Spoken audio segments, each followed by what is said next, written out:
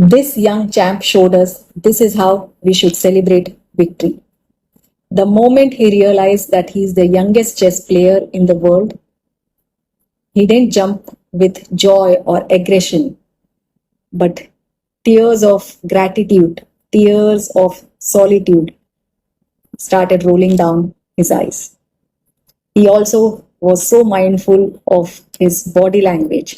He was so mindful of his manners and etiquette.